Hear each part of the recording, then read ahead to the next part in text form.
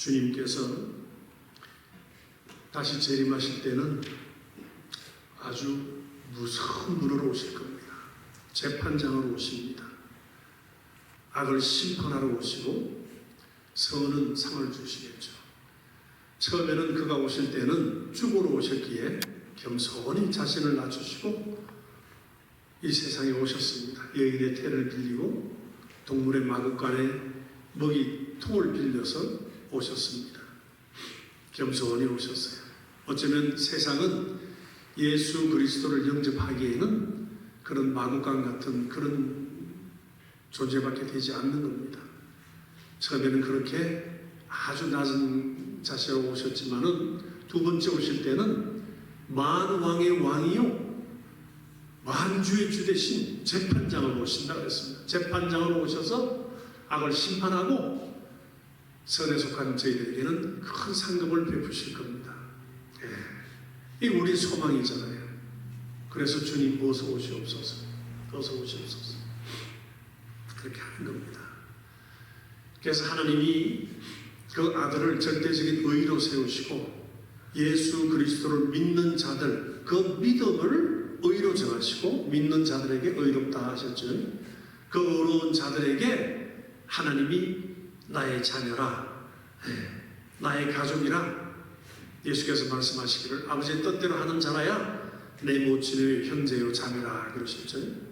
그러므로 우리는 하나님의 말씀 곧 예수 그리스도의 말씀을 받아서 그 말씀대로 순종하고 살아가는 것이 우리의 믿음이요 신앙생활인 것입니다.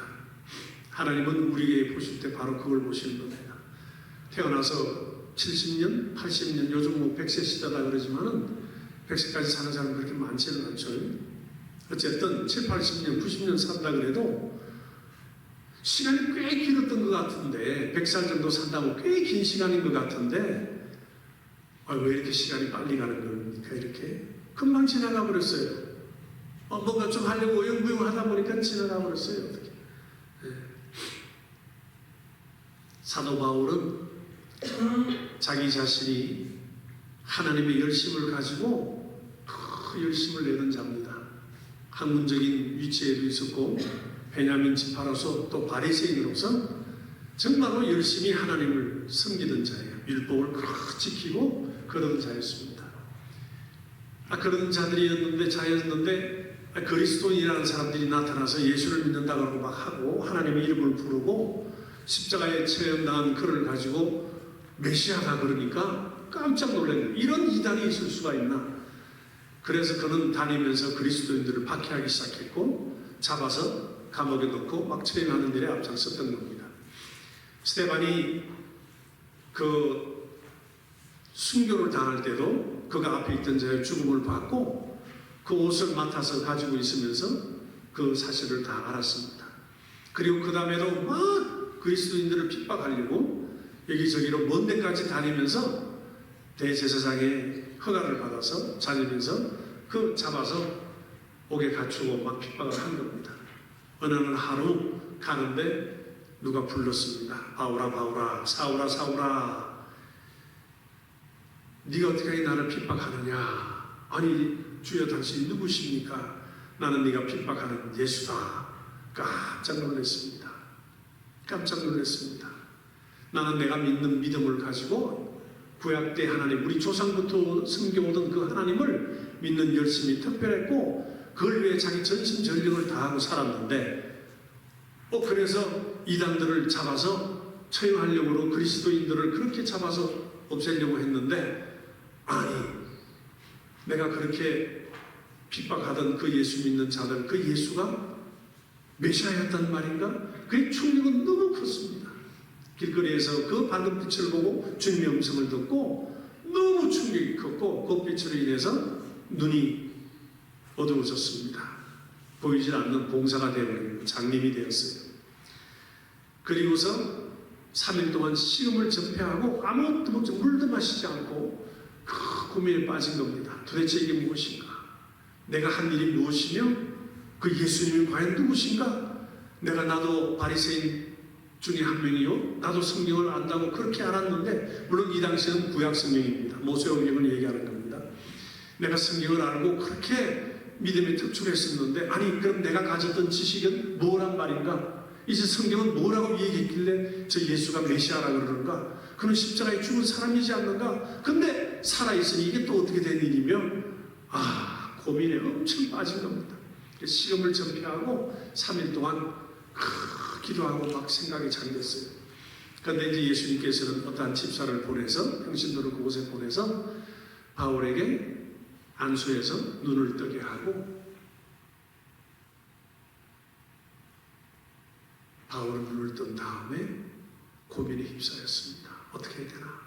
그래서 그냥 누구하고도 얘기하지 않고 아라비아 사막으로 가버렸어요. 사막에 가서 수년 동안 성경을 본 겁니다.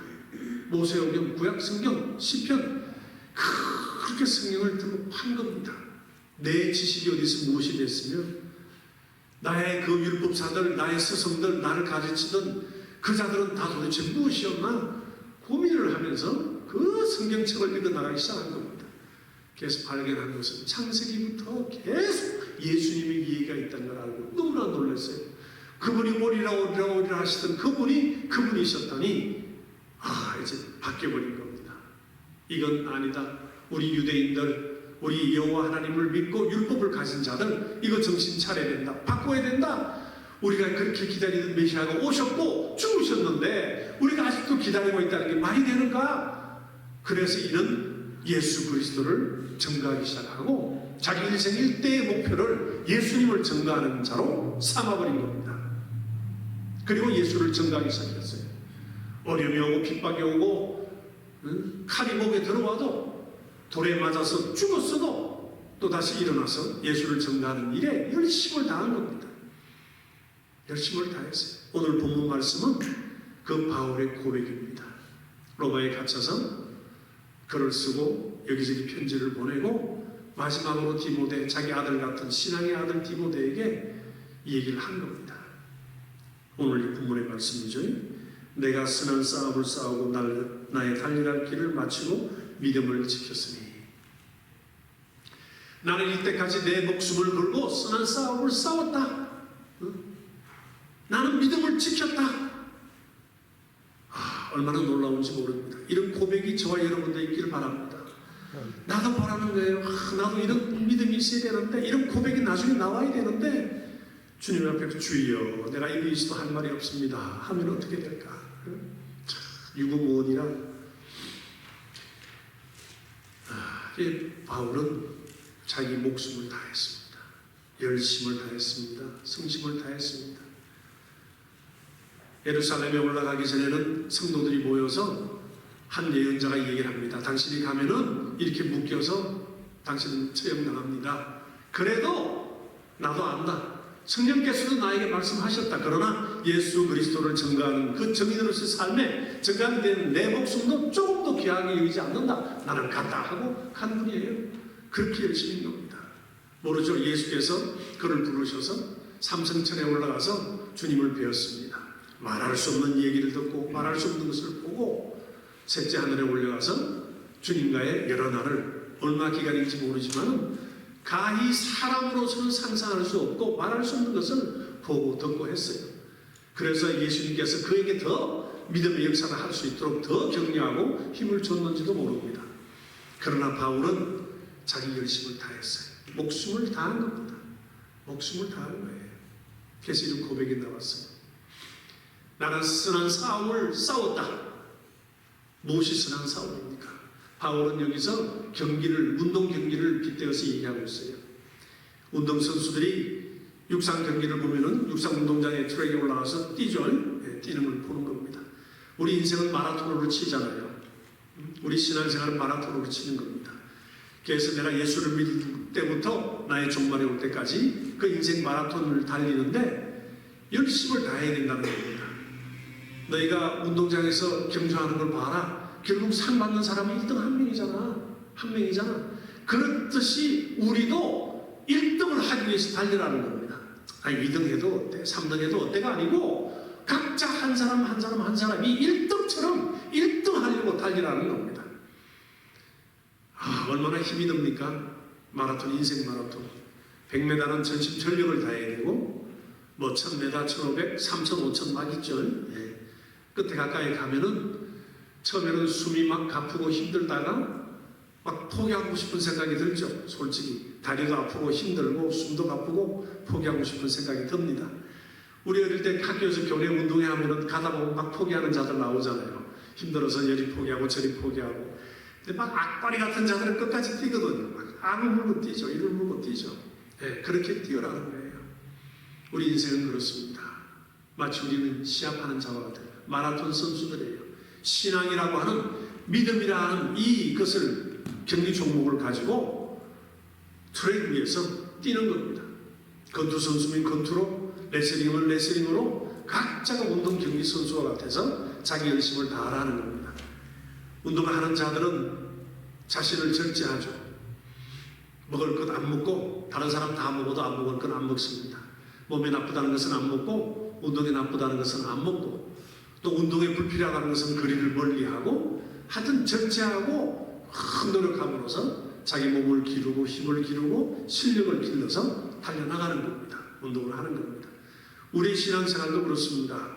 우리가 성경을 보는 이유는 나의 믿음을 키우는 거예요. 나의 믿음을 키우고 나의 믿음의 덩치를 키우고 근육을 키우는 것과 같아요. 그걸 가지고 달려나가는 겁니다. 사랑의 수고를 해야 되고 믿음의 역사를 일으켜야 되고 내가 결국에는 꼴이 돼서 상을 받으리라는 그 소망을 가지고 막 달려가야 되는 거거든요. 네.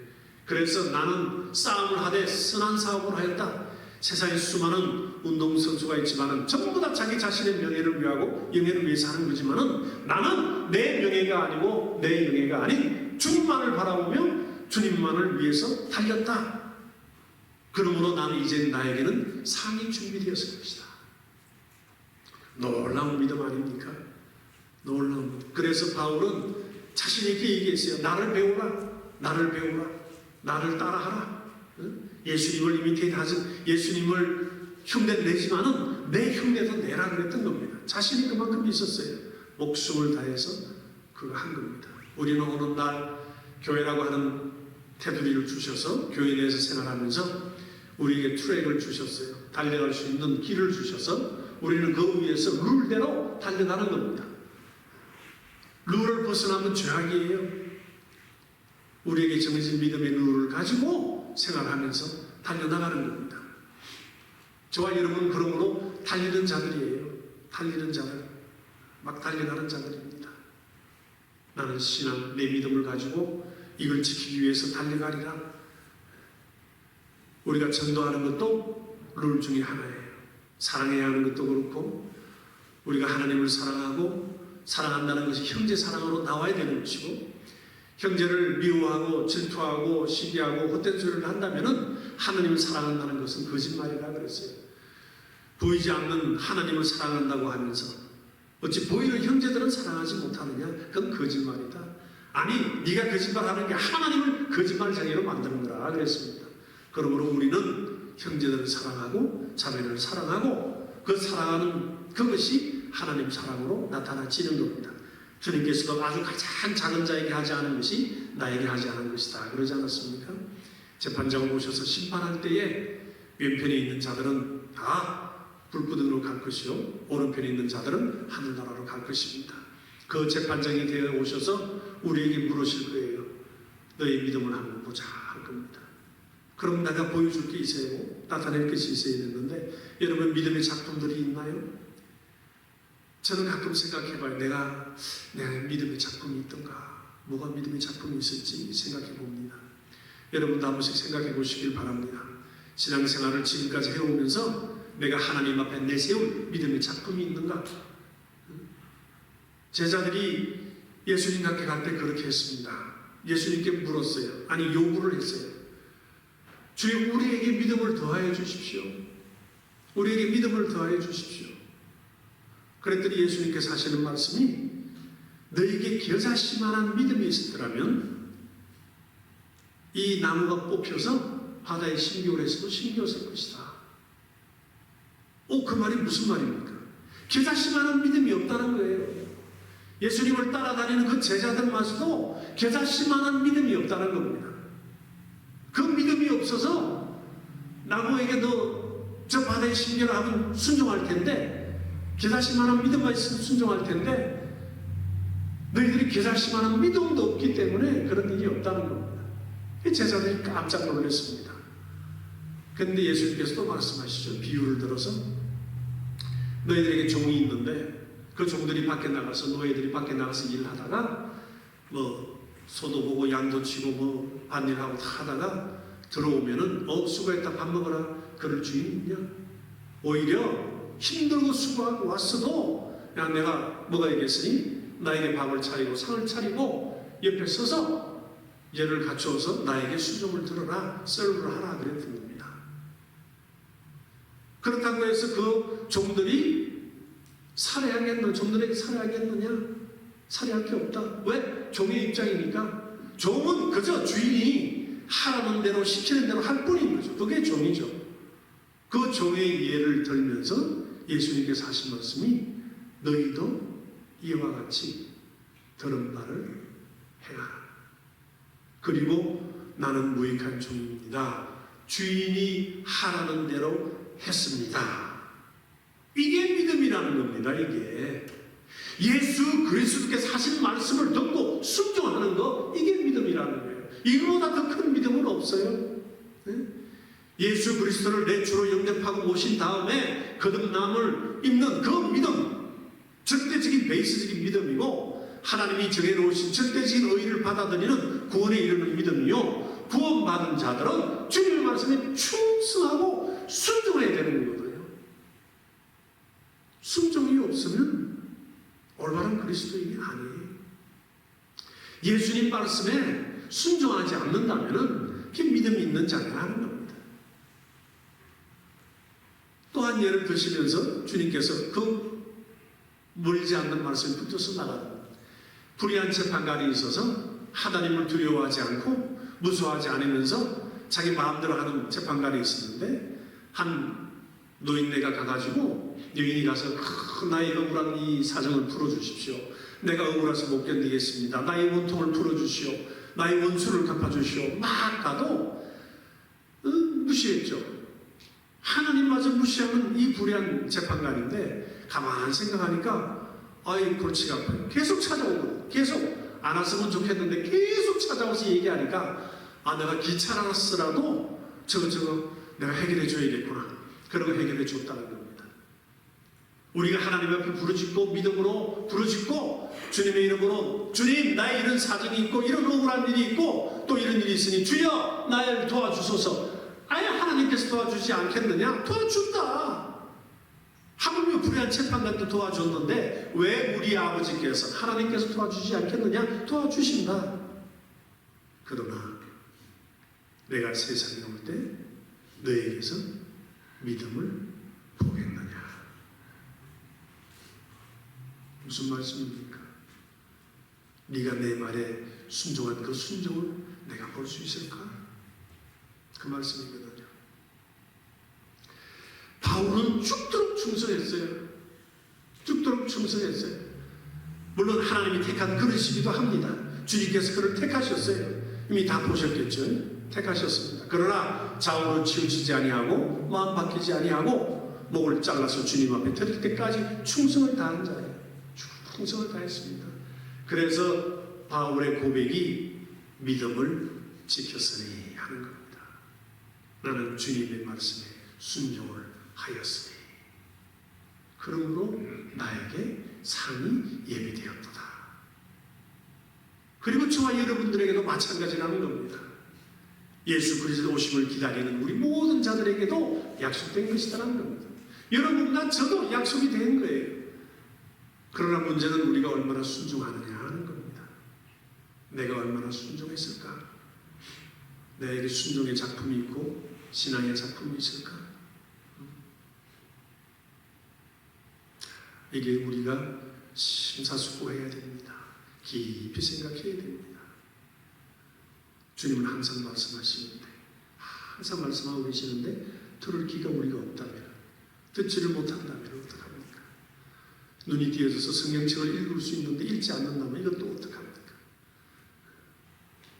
그러므로 저와 여러분은 믿음이 있는 자들이요 믿음으로 행함이 있는 자들이요 주님의 말씀에 순종하는 저와 여러분 되시기를 예수 이름으로 축원합니다.